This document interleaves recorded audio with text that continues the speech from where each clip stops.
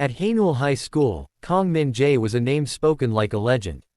Captain of the basketball team, top student, flawless smile, rich family, teachers admired him, boys envied him, and girls lined the hallways just to catch a glimpse.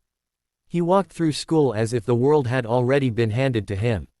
Min-jae believed it too. Life was simple when you were loved by everyone and questioned by no one. Then there was Kim Ha-rin. Ha-rin was different.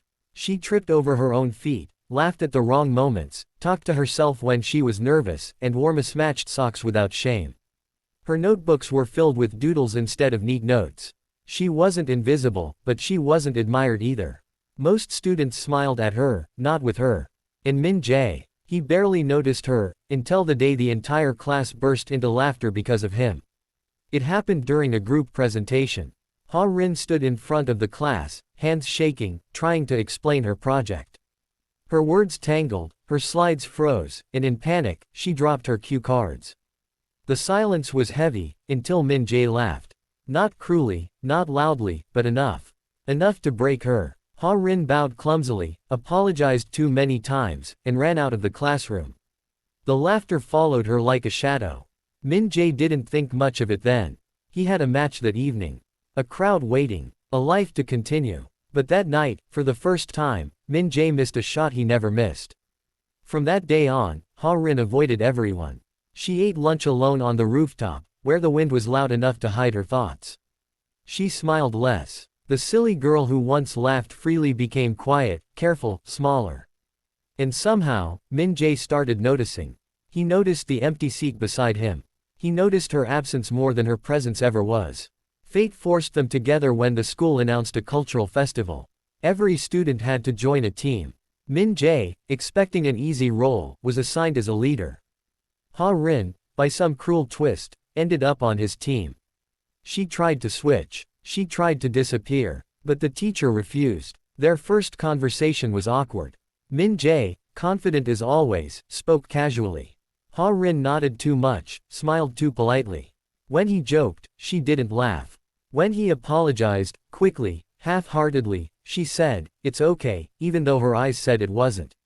Working together changed something. Min-jae saw Ha-rin stay late to finish props no one cared about.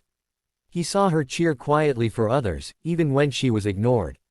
He saw her cry silently when she thought no one was watching, and smile again the next morning as if pain was just another joke. For the first time, Min-jae felt uncomfortable with himself.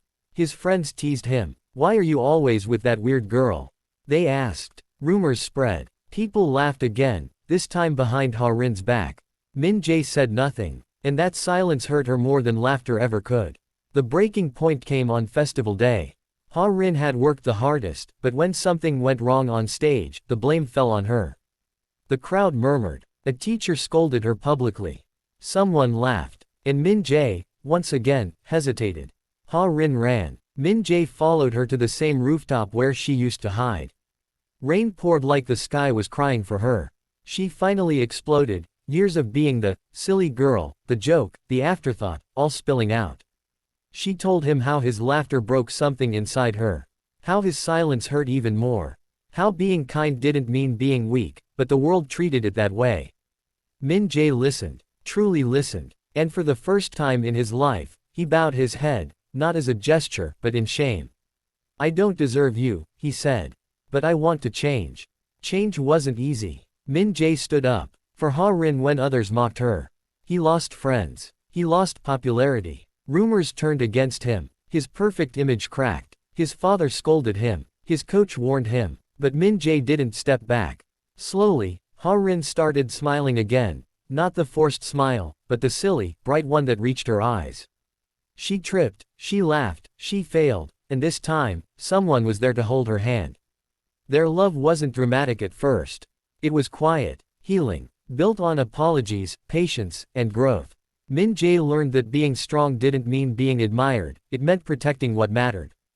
Ha-rin learned that being silly didn't mean being worthless, it meant being real. On graduation day, Min-jae was no longer the most popular boy. But when he looked at Ha-rin laughing beside him, he knew he had won something greater.